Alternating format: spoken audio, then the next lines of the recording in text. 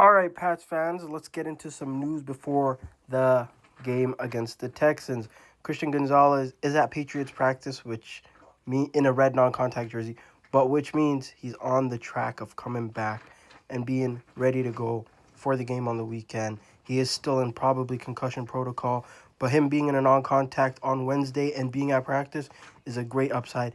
And big return, Kyrus Tonga is back at practice.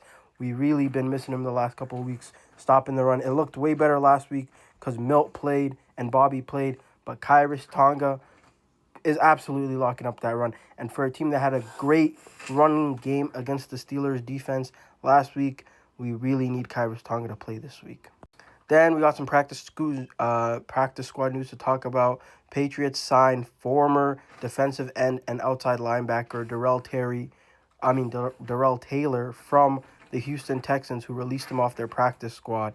And you know what that means, bro. A bit of inside intel that the Patriots are getting. But it comes at the expense of Elijah Mitchell, who's been released from the practice squad. Hopefully he finds a home in the NFL. He's been a solid contributor to teams like the 49ers and Miami Dolphins in the NFL. So I don't doubt that he'll have a job by next season. Then the last piece of news I want to talk about is that Will Campbell reaction to his game against the Chargers. He said, honestly, I don't give a shit what anyone says. It's easy to type behind a Twitter account. And then he added, that's probably fake. The Chargers, obviously, I didn't pitch a shutout. I had two or three plays I wish I could have back, but that's $300 million in defensive ends. I don't know, bro.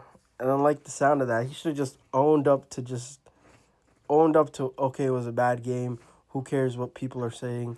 We're going to go again next week. But in the interview, it looked like he was a bit, taken aback about the criticism, which for a young player, it's difficult to deal with the criticism. I get it, but you gotta buckle down. After saying those words when you got drafted, you have to perform to those words. You are a player that was already getting doubted because of your arm length and stuff like that. People didn't think you could play tackle. You might have to go play guard. You've proved this season that you can be a very solid left tackle. But we want franchise level. And franchise level knows how to handle the pressure.